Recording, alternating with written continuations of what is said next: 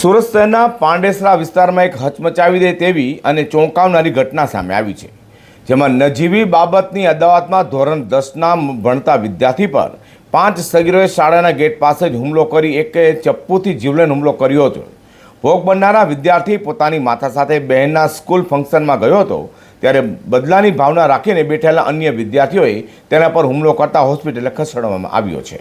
સુરતમાં ચોંકાવનારી ઘટના બનવા પામી છે। વાત એમ છે કે સુરતના પાંડેસરા વિસ્તારમાં સામાન્ય બોલાચાલીની અદાવત રાખીને ધોરણ 10ના એક વિદ્યાર્થી પર જીવલેણ હુમલો થયાની ઘટના સામે આવી છે।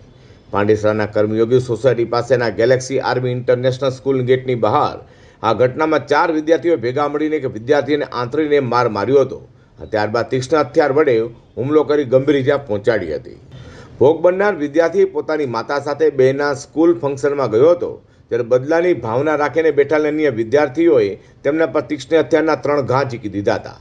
આરોપીએ ઉશ્કેરાઈને વિદ્યાર્થી સાથે ઝઘડો શરૂ કર્યો હતો અને તારામાં બહુ દમ છે તેમ કહી અપશબ્દ બોલી મારપીટ કરી હતી। આ દરમિયાન એક વિદ્યાર્થીએ ચપ્પુ કાઢી પીઠ અને પેટના ભાગે ઘા ઝીક્યા હતા, જેને કારણે ઇજાગ્રસ્ત વિદ્યાર્થી લોહીલુહાણ હાલતમાં ત્યાં ઢળી પડ્યો હતો। તેને લઈને ગંભીર રીતે ઇજાગ્રસ્ત થયેલા વિદ્યાર્થીની સર્જરી કરાઈ છે। આ હુમલાને કારણે ઇજાગ્રસ્ત વિદ્યાર્થી આજે 16મી માર્ચના રોજ ધોરણ 10ની બોર્ડની પરીક્ષાનું પેપર આપી શક્યો નથી, જેના કારણે તેનું વર્ષ બગડવાની ભીતિ સેવાઈ રહી છે। તો ઘટનામાં ઇજાગ્રસ્ત વિદ્યાર્થીના પિતાએ અત્યંત ગંભીર અને ચોંકાવનારો આરોપ લગાવ્યો છે અને જણાવ્યું હતું કે હુમલો કરનાર સગીરોએ ગુનાહિત માનસિકતા સાથે ઓનલાઈન સાઇટ પરથી ચપ્પુ મંગાવ્યા હતા। પિતાએ આક્ષેપ કર્યો છે કે ડિજિટલ પ્લેટફોર્મ પર હથિયારો સરળતાથી ઉપલબ્ધ હોવાને કારણે સગીરોમાં હિંસાનું પ્રમાણ વધી રહ્યું છે।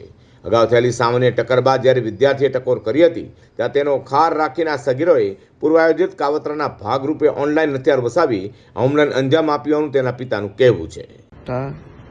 निखिल तेरे को चाकू किसका हाथ से लगा? मोहित के मोहित के हाथ से। और झगड़ा किससे हुआ था? उससे। दीवार से। हाँ, झगड़ा किसका था? जगह मेरा ही था। मैं जा रहा था, आके धक्का दिया और गाली दिया। बोला गाली क्या दे रहा है, तो वहाँ पर धक्का दिया, फिर मैं भी धक्का दे दिया। तो वहाँ से बोलता है आज तो मारूंगा। फिर सर आगे निहन सर के छोटे भाई उसको ऑफिस ले जाए, मारे। तो जाते समय में वो बोला तुम बाहर मिल बताता हूँ। मैं सोचा ऐसे ही बोला होगा। बाहर गया, पकड़ लिए इन लोग। पहले बोलते वो बोले क्या करना है देखो। मैं बोला मैं जा रहा हूँ घर पर। बोलते रुक अभी तो बताता हूँ। उसमें मारा, मैं भी मार दिया। उसमें मारा पीटी हुई, फिर एक करके आया चाकू मार दिया। चाकू जो मारा वो नाम? उसको वो है मोहित का भाई है। मोहित का भाई। हाँ।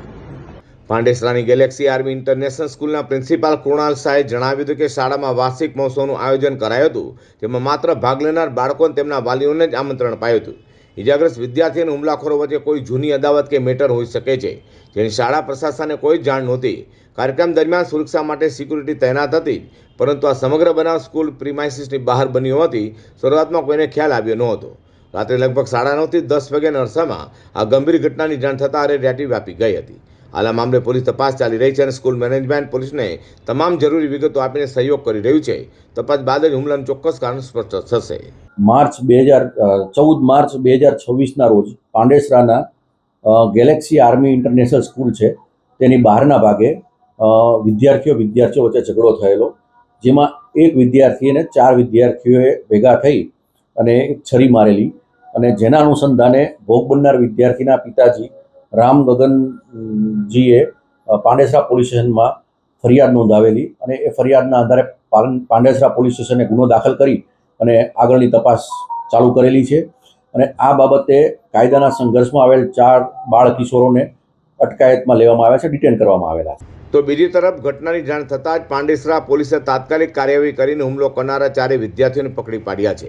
પોલીસ તપાસમાં સામે આવ્યું છે કે 4 આરોપીઓ કાયદાના સંઘર્ષમાં આવેલા બાળકો છે। હાલ પોલીસે એ દિશામાં તપાસ કરી રહી છે કે ખરેખર હથિયારો ક્યાંથી મેળવ્યા હતા। એક તરફ પુત્ર હોસ્પિટલના બિછાને લોહીલુહાણ હાલતમાં છે, તેની પરીક્ષા છૂટી ગઈ છે, તો બીજી તરફ પરિવારજનો આવા હિંસક સગીરો સામે કડકમાં કડક કાર્યવાહીની માંગ કરી હતી।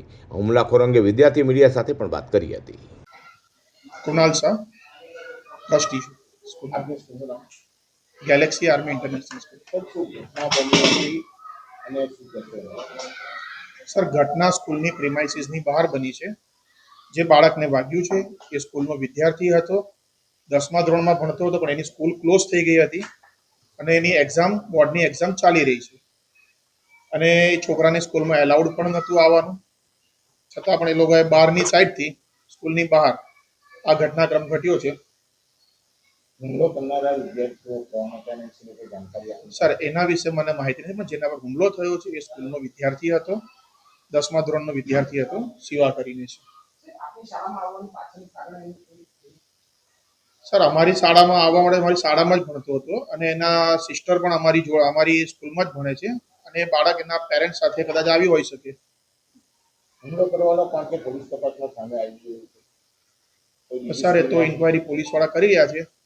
હવે એમાં ઇન્કવાયરીમાં હવે એમને શું દેખાયું છે, કારણ કે જેને હુમલો કર્યો છે અમારી સ્કૂલનો વિદ્યાર્થી નથી અને જે સીસીટીવી ને બહારના વિદ્યાર્થી છે.